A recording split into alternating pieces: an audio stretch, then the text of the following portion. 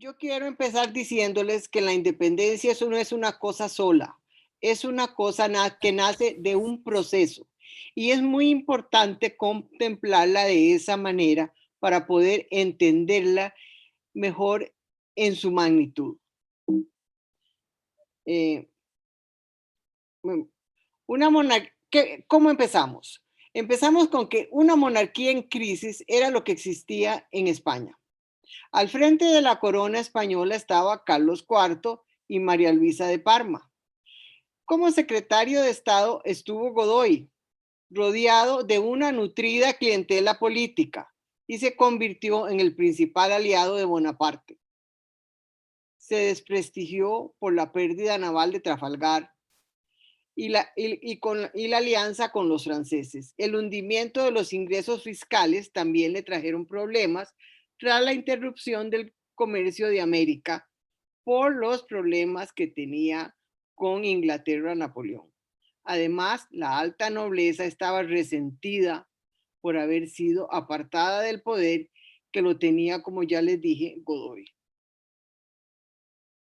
También la iglesia estaba en su contra por la desamortización de los bienes, por lo que Carlos IV tenía una crisis de naturaleza interna y externa. Además, se dio gran temor a que se contagiaran de los avances revolucionarios de Francia. Acordémonos que Carlos IV es descendiente de Felipe V, o sea, es un Borbón que vino a gobernar en España. Además, la ejecución del Luis XVI provocó la entrada de España en la coalición europea antirrevolucionaria, cuando se unieron las diferentes monarquías para tratar de parar la Revolución Francesa. Sin embargo, la derrota de los ejércitos coaligados y la invasión del norte de la península llevarían al gobierno español a negociar la paz por separado. Esta es Carlos IV y a continuación vamos a ver a Godoy. Son Yo uso mucho ilustraciones porque a veces uno tiene que conocer, por lo menos así en una pintura, una fotografía, los personajes de los que está hablando. Continuamos. Esta es una fotografía, una pintura muy importante que está en el Museo del Prado, que es Carlos IV con toda su familia. Es una pintura de Goya. Yo creo que es bastante conocida para todos nosotros. Adelante. Entonces se va a dar en España lo que se conoce como el motín de Aranjuez. Ante el descontento que se dio contra Godoy, el pueblo se levantó en 1808. Estos sucesos llevaron al príncipe Fernando y a su camarilla, o sea, a su grupo, a derrocar al legítimo rey, a Carlos IV, y el cese de Godoy como primer ministro. El motín estuvo encabezado por la nobleza que luchaba contra Godoy. Ante esto, el rey escribe a Napoleón una carta muy poco conocida, que si quieren pasamos adelante para que veamos las cosas que le dice Carlos IV a Napoleón. Señor, mi hermano, vuestra majestad sabrá sin duda, con pena, los sucesos de Aranjuez y sus resultas, y no verá con indiferencia a un rey que, forzado a renunciar la corona, acude a ponerse en los brazos de un grande monarca aliado, Napoleón, suyo, subordinándose totalmente a la disposición del único que puede darle su felicidad, la de toda su familia y la de sus fieles vasallos. Yo no he renunciado en favor de mi hijo, sino por la fuerza de las circunstancias. Yo fui forzado a renunciar, pero asegurando ahora con plena confianza en la magnanimidad y el genio del grande hombre que siempre ha mostrado ser amigo mío. Yo he tomado la resolución de conformarme con todo lo que este mismo grande hombre quiera, disponer de nosotros y de mi suerte, la de la reina y la del príncipe de la paz, o sea, Fernando VII. Dirijo a vuestra majestad una protesta contra los sucesos de Aranjuez y contra mi abdicación. Me entrego enteramente.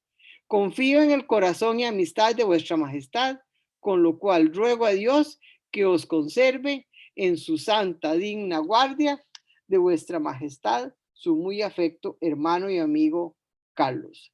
Vean que esta carta nos muestra que fue el rey el que llamó a Napoleón que llegara, que a uno siempre le habían dicho que Napoleón había llegado porque quería llegar a Portugal, pero veamos que Carlos IV le escribe esta carta pidiéndole su ayuda contra los mismos españoles. ¿Sí? Entonces se van a dar lo que se conoce como la vergüenza de Bayona. Bayona es un pueblo cerca de Francia en el que se van a reunir Napoleón y Carlos IV. Entonces, el rey va a abdicar en Napoleón y Napoleón va a abdicar, o sea, le va a entregar el poder a su hermano conocido como José Botellas. Adelante. Ya, aquí son tres figuras y este es cómo pusieron a Pepe Botellas diciendo que era que tomaba mucho los pasquines y las cosas que circulaban en la calle y parece ser que José Botellas, que era el que quedó al frente del gobierno de España, no tomaba ni siquiera un trago. Vamos adelante. ¿Qué pasa entonces en España? Se va a dar la guerra de independencia y la crisis de las instituciones del antiguo régimen. La mayoría del pueblo español se levantó contra los franceses y así vino la guerra de independencia en España. El primer estallido tuvo lugar el 2 de mayo en Madrid en 1808. Los incidentes entre las tropas de Murat y el pueblo de Madrid se hicieron cada vez más fuertes, pese a los reiterados intentos de apaciguamiento de la Junta Suprema de Gobierno creada por Fernando VII tras su marcha de Bayona. La salida hacia Francia, además de los infantes, hijos del rey, María Luisa y Francisco, incrementó el conflicto cuando tropas francesas dispararon contra el populacho. Sigamos. Las fuerzas españolas no lo apoyaron y se dio una cantidad de muertes de los españoles muy grande. La represión fue brutal, siendo fusilados todos aquellos individuos encontrados con las armas en las manos.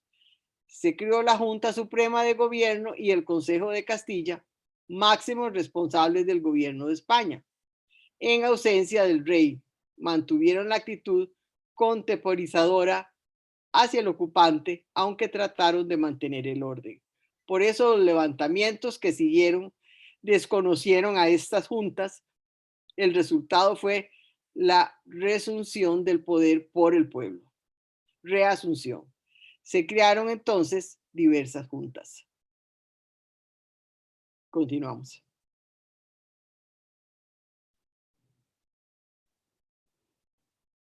Por otro lado, Napoleón perdió Portugal, ya que no podía, por el levantamiento español, no podía abastecer sus tropas. La liberación por las luchas de casi todo el territorio llevó a que se creara en Madrid la Junta Central, manejada por el conde de Floridablanca e integrada por representantes de las diferentes juntas provinciales.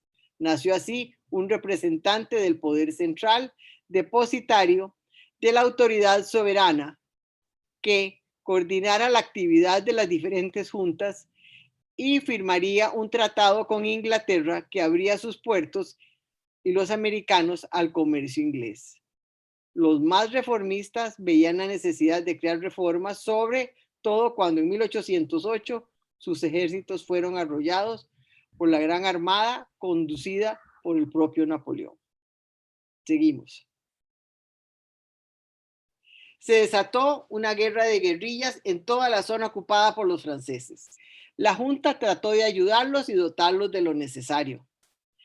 Esta guerra de guerrillas logró que los franceses no fueran dueños del territorio conquistado. El ejército invisible se extendió por casi toda España. Napoleón decía que era como tener una úlcera. Él la llamó la úlcera española. La Junta buscó entonces la reunión de las Cortes con el fin de garantizar el equilibrio. se votó y se convocó a unas cortes por estamentos y se pasó a decir cuáles iban a ser los temas a tratar en esas cortes y se acordó nombrar a representantes de los territorios americanos y representantes de los territorios en manos de los franceses. Aquí entonces vamos encaminándose, ya por favor, vamos encaminándonos a las Cortes de Cádiz. Esta es otra pintura de Goya muy conocida que vemos aquí el fusilamiento por parte de los franceses del pueblo español, porque ahí es uno, pero fue el fusilamiento del pueblo español. Adelante.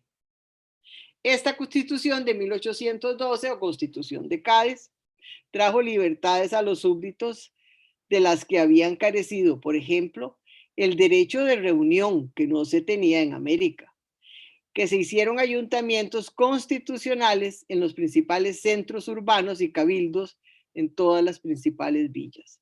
Además, diputaciones provinciales en León, Nicaragua y Costa Rica, Guatemala con jurisdicción de Guatemala, Chiapas, Honduras y El Salvador, las que tuvieron atribuciones que antes eran propias únicamente de la corona, pero al volver Fernando VII en el 14, abolió totalmente la constitución y retornó al despotismo. ¿Qué pasa entonces? Ya vámonos acercándonos, ya estamos en América.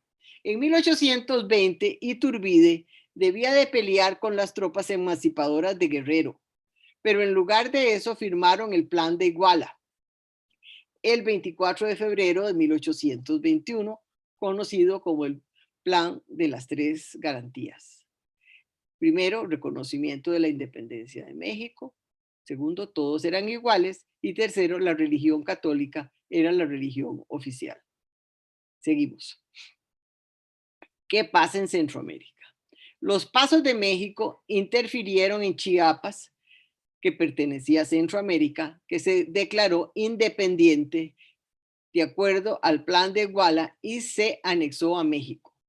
La comunicación llegó a Guatemala el 13 de septiembre y Gavino Gainza, jefe político de Guatemala, convocó a una reunión a los más importantes de la ciudad, y los que estaban a favor de la independencia llamaron a la gente para que acudiera a las afueras de la reunión para que presionaran a los que adentro estaban y se declarara la independencia. Adelante. Se brincó una. Fueron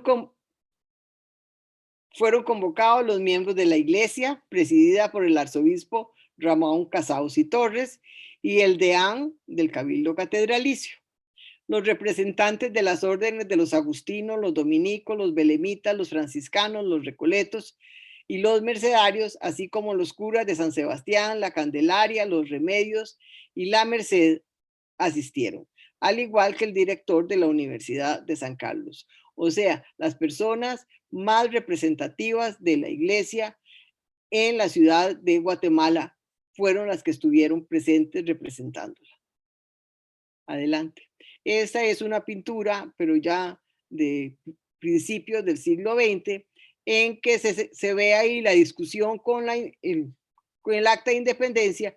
Hay una ventana y como ustedes pueden ver, ahí se dibujó al pueblo que estaba propiciando que se diera la independencia.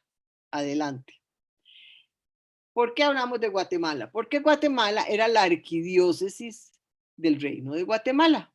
O sea, todos pertenecíamos a, nuestras diócesis pertenecían a la arquidiócesis de Guatemala. O sea, éramos sucedáneas desde 1743 de ella. Su arzobispo era Ramón Casaus y Torres, que era un dominico español. Era el superior directo de nuestro obispo de León, ya que nosotros pertenecíamos a la diócesis de Nicaragua y Costa Rica con sede en León. Él fue un gran defensor de la monarquía española y se opuso ardientemente, pero ardientemente, a la independencia. Este fue este señor Ramón Casaus y Torres. Adelante. En la junta, el primero que hizo uso de la palabra fue el arzobispo, atacando cualquier forma de independencia y que lo que había que esperar era la decisión de la Corte Española. Luego intervino el provisor de la Iglesia, José María Castilla, que se manifestó por la independencia total y sin espera. Esto trajo un rompimiento del cuerpo de la Iglesia, ya que atacó fuertemente a su cabeza el obispo. El ambiente se caldeó, se puso muy tenso y Casaus se salió del recinto. Pero curiosamente, posteriormente, 2 días después, Casaus firmó la independencia y así ya toda la iglesia, todos los que formaban la iglesia en Guatemala aceptaron la independencia.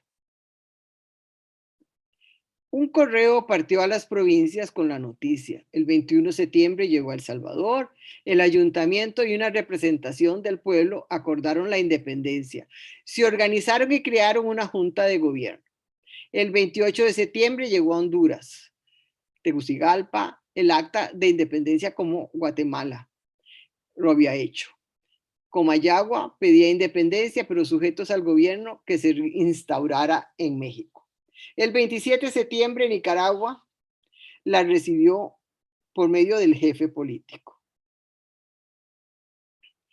¿Qué pasó ahí? Esto es muy importante porque esto ya nos toca directamente a nosotros. Se reunieron el gobernador intendente, el obispo García Jerez, que también era español, dominico y en pro de la monarquía, y los miembros de la Diputación Provincial y acordaron.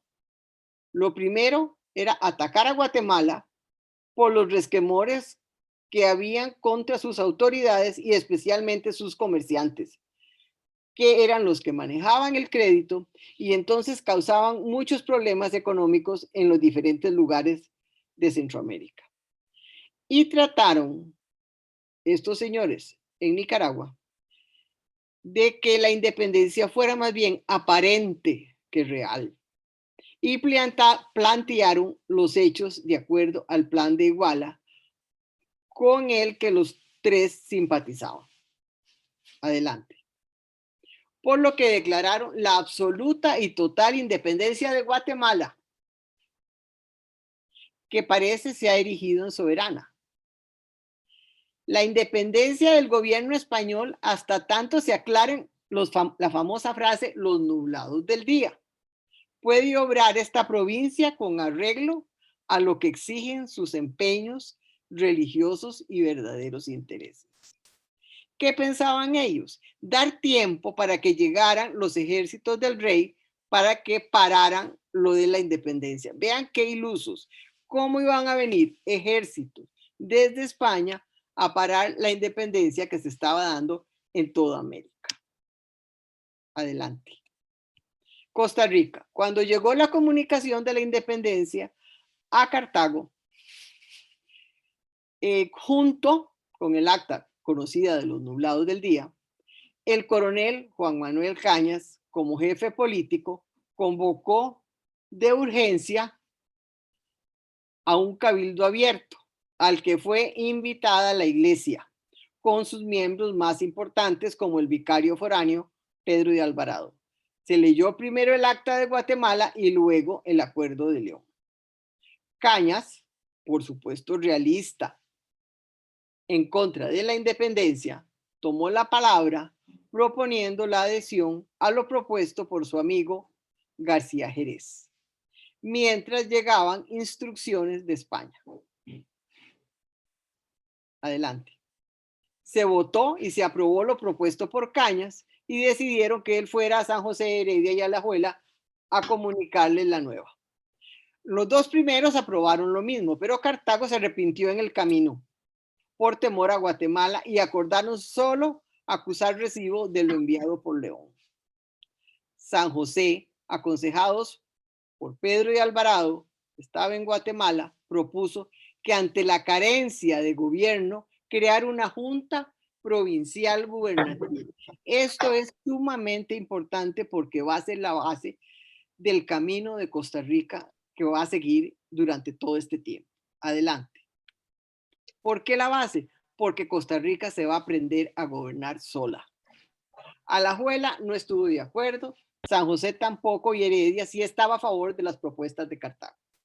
El 25 de octubre en la sala capitular en Cartago se instaló la Junta de Delegados, presidida por el alcalde primero, Santiago Bonilla. En esta junta, el presbítero Juan de los Santos Madrid representó a San José y el presbítero Miguel Bonilla a Esparza, Bagaces, Nicoya y otros pueblos más pequeños. El 1 de noviembre, el vecindario de Cartago juró la independencia de España de manos del sacerdote Joaquín Alvarado, cura de Cartago. Adelante. Vamos a ver que el 12 de noviembre, vean qué espacios más cortos, se instaló en Cartago la Junta de Delegados denominada de los pueblos, porque varios de esos delegados habían sido elegidos popularmente, aunque todavía quedaban algunos elegidos por sus respectivos ayuntamientos, los cuales se mantuvieron así todo el tiempo. El mismo día de su instalación, la Junta aceptó la renuncia de Cañas, que dicen que no se presentó porque sabía que lo iban a votar. Por eso, la Junta asumió el poder militar, político y de Hacienda, a pesar de que ya había autoridades ejecutivas, legislativas y judiciales. Era entonces un gobierno de hecho, que tuvo todos los poderes y, como dice don Rafael Obregón Loría, el primer gobierno de carácter nacional de la provincia de Costa Rica. Adelante. En esta junta, la participación de los presbíteros de la provincia fue muy amplia. Ellos trabajaron en la creación del Pacto Social Fundamental Interino de Costa Rica. De ahí nació una comisión integrada que adoptó con ligeras modificaciones el proyecto de don Pablo de Alvarado, que había formulado y enviado de Guatemala. Y el 1 de diciembre de 1821 fue discutido y aprobado. Luego, el 1 de diciembre de 1821 al 5 de enero de 1822, se estableció la Junta Interina de Gobierno, cuyo presidente fue el presbítero Pedro José Alvarado y Baeza, vicario foráneo del obispo García Jerez, en Cartago, y sus 7 miembros. De ellos 4 eran sacerdotes: Juan de los Santos Madrid, Nereo Fonseca, Nicolás Carrillo, Pedro José de Alvarado, y los señores Joaquín Iglesias, José Santos Lombardo y Nicolás Carazo. La Junta eligió a los miembros de la Junta Electoral. Vemos que hay una gran participación de los miembros de la Iglesia en las decisiones y en la formación de esta Costa Rica del futuro. Por otro lado, se recibió una comunicación de Guatemala en la que se anunció su unión a México. Esto trajo como consecuencia que los ánimos de Costa Rica se exaltaran.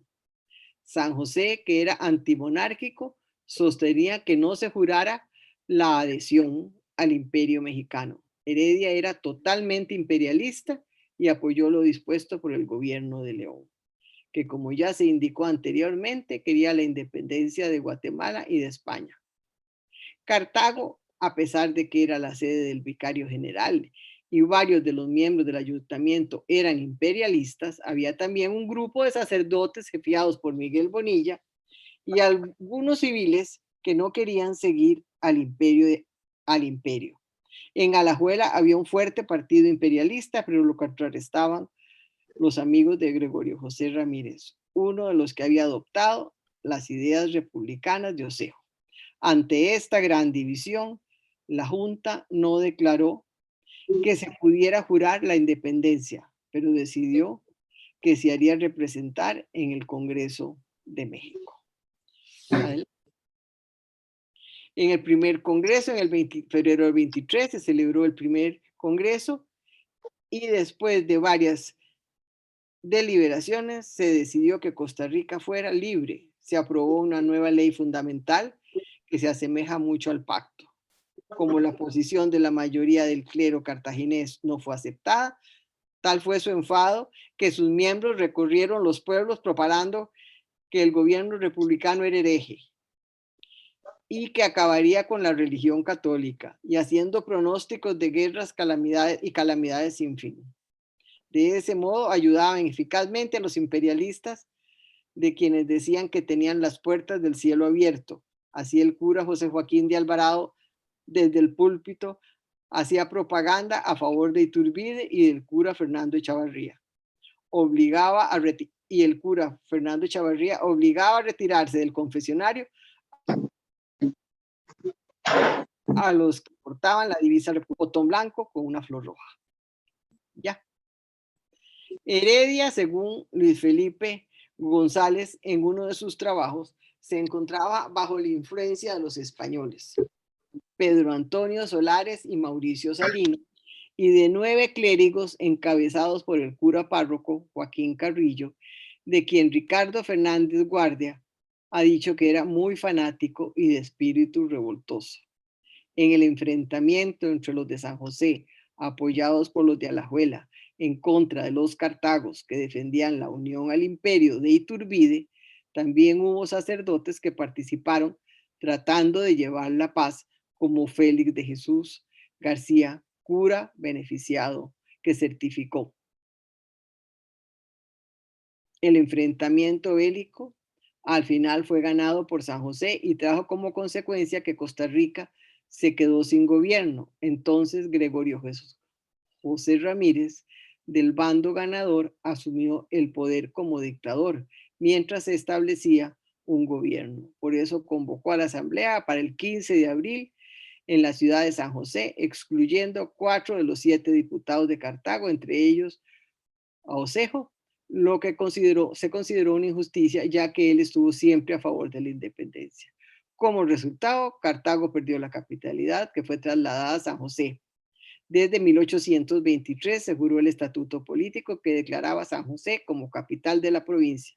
Ondeó la bandera blanca, símbolo de la paz, con la estrella roja, símbolo de la libertad, y se dispararon salvas para festejar aquel momento. El pueblo celebraba y aclamaba a los presbíteros Manuel Alvarado y Santiago Bonilla por su devoción a la causa liberal, así como a Juan Mora Fernández y a José María de Peralta. De esta manera, San José quedó definitivamente como capital hasta el día de hoy. ¿Qué podemos concluir? Que la independencia fue un proceso que se inició en la colonia y, como vimos, se acrecentó con los problemas de la monarquía española. Segundo, la llegada de Napoleón y su familia ayudaron también a crear problemas y guerras. Y tercero, la búsqueda de México por la independencia y el que Chiapas se uniera a ellos trajo como consecuencia que Guatemala llamara a los dirigentes de la ciudad y estos declararan la separación de España. Si quieren, vamos a pasar al otro tema, pero digamos que ya hemos visto lo que más importante, que es el tema de la independencia. Ahora vamos a hablar qué pasó luego de la independencia. En esto voy a contraerme un poquito para poder llegar al 56. Entonces vamos a tener que lo que yo trato en el libro, que por cierto les pueden poner después el link, es un libro en línea, es un libro gratuito. Cualquier persona lo puede bajar para tenerlo, que es la nueva política del Centro de Investigaciones para la Difusión de la Historia. Adelante. Vamos a hablar ahora de lo que es creo que se nos pasó una página, ¿no? Bueno, no. ¿Qué pasó? Al estallar los movimientos independentistas en América, estaba como papa Pío VII. Esta es una figura sumamente importante, de 1800 a 1823, quien tuvo grandes problemas con Napoleón I, porque no se quiso sumar al bloqueo contra Inglaterra. Entonces Napoleón le quitó los estados pontificios y buscó controlar la Iglesia de Francia. Acordémonos que la Iglesia de Francia era como la hija predilecta del Papa. Acabó poniendo al Papa preso de 1809 a 1814 en el castillo de Fontainebleau. En 1814, el Papa pasa a Roma de nuevo a gobernar la iglesia y sus estados porque estos le fueron devueltos en el Congreso de Viena, que no es otra cosa más que un congreso en que luego de la caída de Napoleón se reunieron para redistribuir Europa. Y entre eso se le sostuvieron los estados al Papa. Lo que lo condujo, además, cuando él estuvo preso, Fernando VII, rey de España, lo ayudó en momentos muy difíciles en que él pasó en su prisión. Continuemos. Este es Pío VII, una persona muy capaz, muy preparada. Su biblioteca es algo que lo demuestra. La biblioteca está todavía en Chechenia y uno ve los tomos de los libros que ahí estaban. A ver, adelante. El Papa este, por tener paz con Napoleón, llegó a estar de acuerdo con ir a la coronación de Napoleón. Entonces Napoleón no lo dejó ni ponerle la corona, sino que le quitó la corona y se la puso él y después él mismo coronó a Josefina. Eso nos demuestra que Napoleón se creía que estaba por encima de todas las cosas, ¿verdad? Adelante. Esa es la biblioteca de Pío VII. Aprovechando el agradecimiento del Papa Fernando VII, busca que el Papa lo ayude para influir en los rebeldes de América y así buscar la paz y la concordia. Hay una cosa que tenemos que hablar que se llama el patronato real. A los reyes católicos, luego de la toma de Granada, el Papa Alejandro VI les hace una concesión de entregarles los derechos de gobernar la iglesia en su territorio. Estos derechos logra Fernando el Católico, y luego ya se había muerto Alejandro VI, pero estaba, era el Papa que estaba, le otorga lo que más le convenía a Fernando el Católico, que era el derecho de los diezmos. O sea, los diezmos los cobraba la iglesia, pero los administraba la corona. Y gran parte de eso de los diezmos es de lo que la iglesia se mantenía. Ahora, ¿por qué es importante conocer tanto del patronato real? Porque el patronato real era el que manejaba la iglesia en América. Era el que creaba diócesis. Era el que ponía obispos. El Papa solo firmaba. No permitía que el Papa mandaba ni un breve, ni una encíclica, ni nada, si no era ratificada por España. El Papa no, como les dijera, no tenía ninguna voz ni voto en eso. Las colonias americanas no tenían relación directa con el Papa, porque nosotros todo era a través de España, de la Casa de Contratación de Sevilla. Quinto, además, no había un solo nuncio, o sea, no había ninguna relación diplomática con su santidad. Cada sacerdote, ya fuera del clero regular o del clero secular, que venía a América, venía bajo el permiso de España, no el permiso del Papa. Lo que se decía o se decía en las iglesias o lo que sea, era censurado por la corona española. Entonces, todo esto es lo que nosotros vamos a ver ahora, qué pasa con todo esto cuando vienen las independencias y se rompe este vínculo. Y nosotros como americanos, como de la colonia, ¿verdad? Éramos de Indias, no conocíamos muchas de estas cosas ni sabíamos cómo lo íbamos a poder manejar. Entonces, el Papa manda una encíclica que dice, quiero excitaros más y más con esta carta a no perdonar esfuerzo para desarraigar y destruir completamente la funesta cizaña de alborotos y sediciosos que el hombre enemigo sembró en esos países.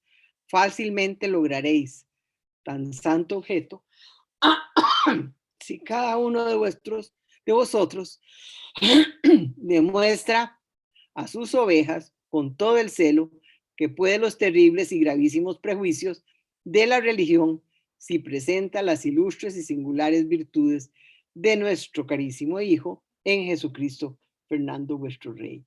O sea, es buscando el apoyo de los católicos al rey Fernando VII. A ver, adelante.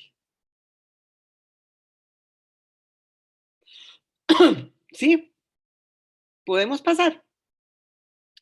Luego de leerla podemos comprender. Sí, pasamos, por favor. Adelante. A los obispos como Casaus y Torres y a García Jerez de Nicaragua y Costa Rica. ¿Por qué? Porque ellos estaban siguiendo lo que el Papa decía y no estaban incumpliendo con lo que se les mandaba.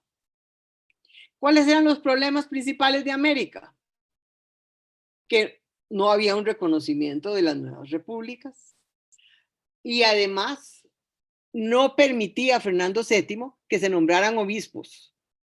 Entonces no había quien dirigiera las diócesis. Muchos sacerdotes se van. Hay problemas con el diezmo que Fernando VII no quiere que lo coja la iglesia. Pío VII cambia su política hacia América por la actuación liberal de las Cortes españolas que tomaron medidas de expropiación de las propiedades de la iglesia, expulsión de los obispos y supresión de los conventos. O sea, al cambiar rotundamente la situación en España, entonces el Papa cambia y ya no va a apoyar a Fernando VII y no va a estar en contra de las independencias. Adelante.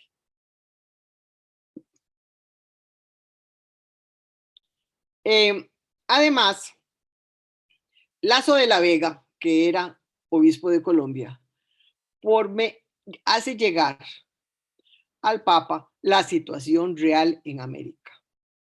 Su secretario Consalvi midió las ventajas de la carta de Lazo de la Vega y se ordena que el nuncio Justiniani, recién nombrado en España, recoja todas las quejas de los obispos americanos. Como ya les dije, en América no se permitían los nuncios. Pío VII en el 23 le escribe a Lazo diciéndole que quiere saber las necesidades que se dan en América.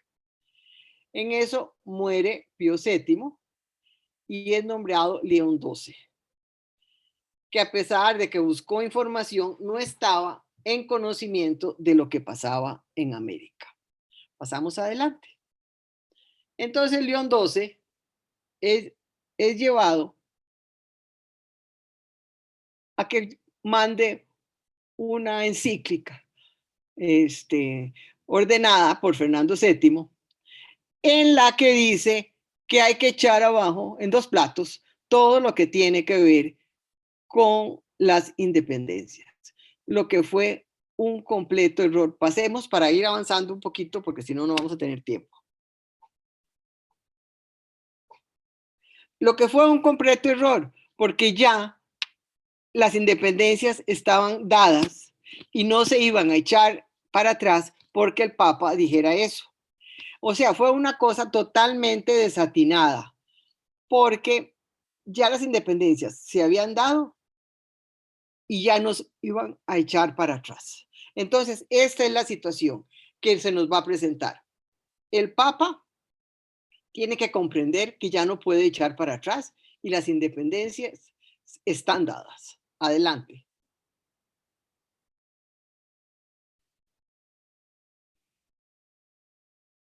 ¿Qué pasaba en caso de Costa Rica? En Costa Rica no había una diócesis propia. Nosotros pertenecíamos a la diócesis de Nicaragua y Costa Rica. Habíamos pedido una diócesis propia desde la conquista. Entonces, ¿qué pasa? Braulio Carrillo, con el fin de que Costa Rica tuviera diócesis, le pide ayuda al obispo del Salvador, Viteri Ungo, que se había ido a Roma y había logrado obtener la diócesis para El Salvador, le manda el dinero para pagar todo lo que se necesitaba, pero el dinero nunca entró a la Santa Sede. Nos vamos a quedar aquí. Viteri dijo que lo entregó, pero parece que no lo entregó. Luego Castro Madrid le solicita a don Felipe Molina, que era nuestro embajador, que buscara el fin propuesto, pero este no lo logró y buscó entonces al marqués de Belmonte, Fernando de Lorenzana, para continuar las gestiones. Adelante.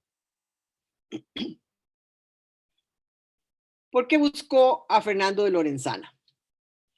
Porque Fernando de Lorenzana era una persona que conocía el medio, conocía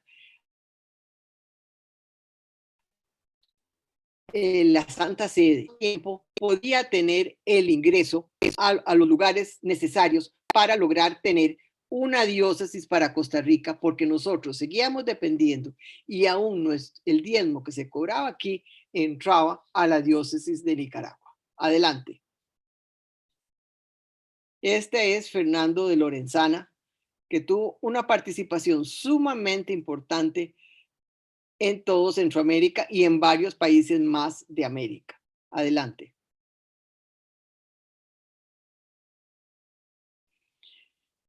El 28 de febrero de 1850 se logra que el sumo pontífice Pío IX de la bula para crear la diócesis de Costa Rica.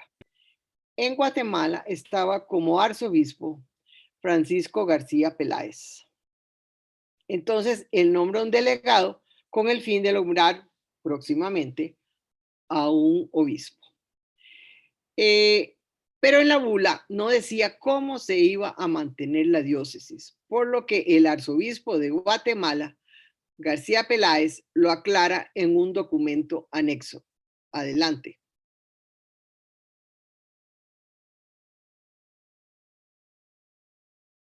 Y estos diezmos y otros bienes de la mesa episcopal, del cabildo, seminario, parroquias, iglesias, beneficios, fábricas y demás fundaciones eclesiásticas han de conservarse siempre íntegros, sin que puedan ser enajenados ni convertidos en pensiones, y la administración de estos mismos bienes y rentas pertenecerá libremente y con pleno derecho al obispo, cabildo, párrocos y rectores. Así se aclara cómo se iba a manejar el mantenimiento de la diócesis. ¿Por qué viene esto?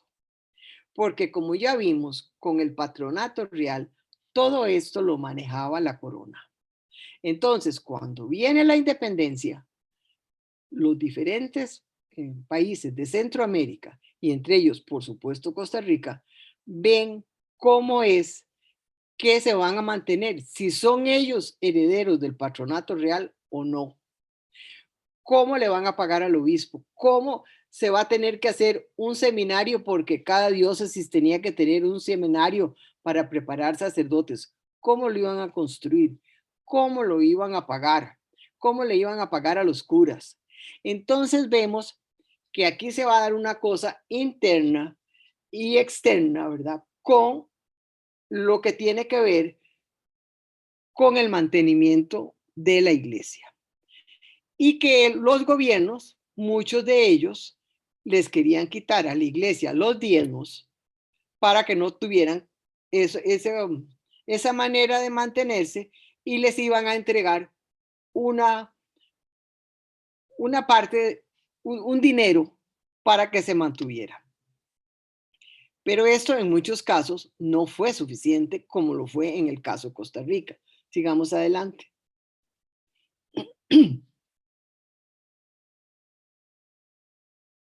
Pero antes, vamos a ver por qué fue tan importante. Si quiere, me adelanta unos 5 o 6 y se los digo mejor.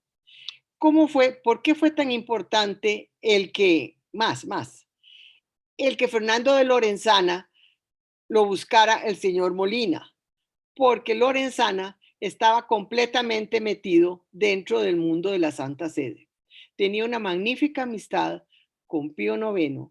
Además, era el jefe de todos los embajadores ante Roma y pudo lograr que los diferentes países de Centroamérica llegaran a un acuerdo.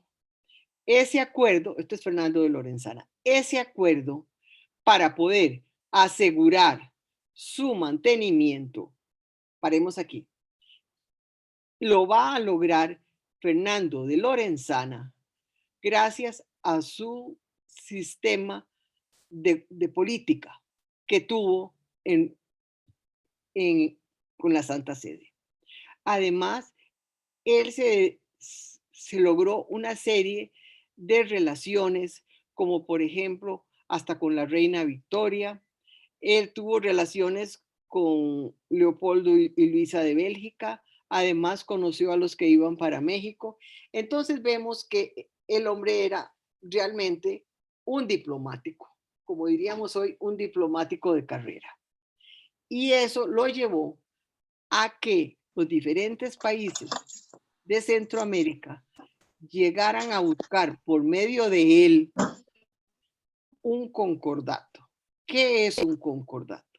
Un concordato es un tratado que se da entre un Estado y la Santa Sede. Entonces ahí la Santa Sede dictó la serie de lineamientos que tenían para no solo que se mantuvieran los países, no, era para que se mantuviera la religión, que se respetara la religión y ya los diferentes países y los pueblos iban a tener relación directa con su santidad el Papa, porque hasta ahora lo que habían tenido era una relación al través de la corona. Entonces, su santidad era quien iba a nombrar los obispos, los gobiernos iban a poder participar presentando una terna. O sea, todo lo que era el patronato real no pasó directamente a los gobiernos, sino que se llegó a firmar estos concordatos. Los primeros concordatos que se firmaron fueron los de Guatemala y el de Costa Rica el mismo día. Después lo firmó Honduras y lo firmó, y de último fue Nicaragua. Es muy interesante conocer estos concordatos y en el libro al final yo los puse como un anexo, porque es difícil a veces conseguirlos. Yo anduve buscando uno que me consiguiera el de El Salvador, otro el de Guatemala. Entonces, yo creo que eso, para el que quiere estudiarlos, es más fácil conseguirlos ahí. Leerlos son muy parecidos, tienen pequeñas diferencias, yo las señalo ahí en el libro. Y yo creo que es una cosa que todavía hasta hace poco se estaba hablando en Costa Rica del concordato, ¿verdad? Y yo creo que tenemos que conocerlo para saber lo que dice y no meternos a opinar a veces cuando no lo sabemos.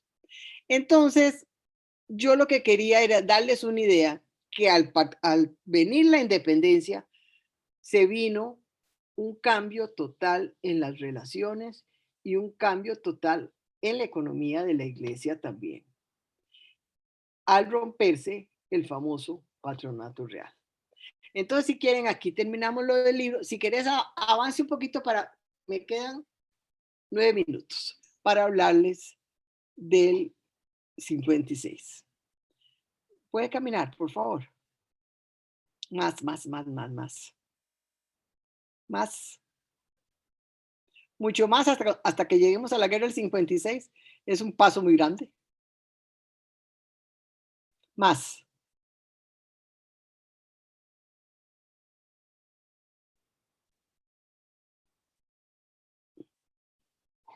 aquí, un poquito para atrás, como el 32, más para atrás,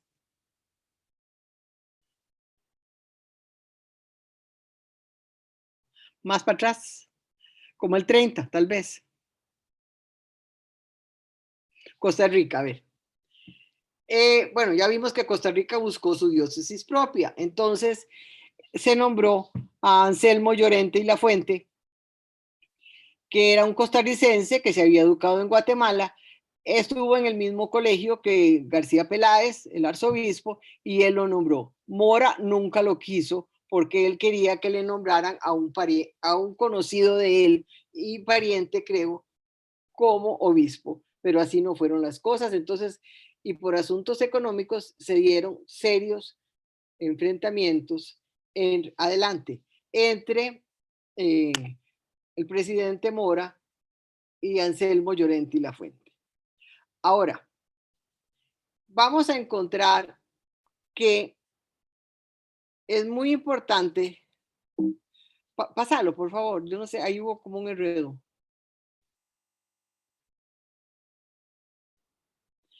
no más adelante, mucho más, más. Bueno, si quieren lo cerrás y yo les hablo. Eh, Enfrentamientos aquí. Entonces Mora lo que hizo fue que nunca quiso al obispo y cuando vino la guerra del 56 vamos a tener que Anselmo Llorente y Lafuente va a dar todo el apoyo al presidente, va a mandar, va a presentarse en el Consejo de Gobierno, va a ayudar poniendo los púlpitos del país, que ustedes saben que era el mejor medio de comunicación en ese momento, a favor de la guerra del 56, o sea, de nuestro ejército. Va a hacer unas declaraciones para enardecerlos y tratar de convertir la guerra del 56 en una guerra santa, para que la gente participara y creyera en lo que estaba diciendo Mora. Además, acompañaba al ejército, además mandó capellanes y cuando la guerra terminó, pues él estuvo todo el tiempo a favor del presidente Mora.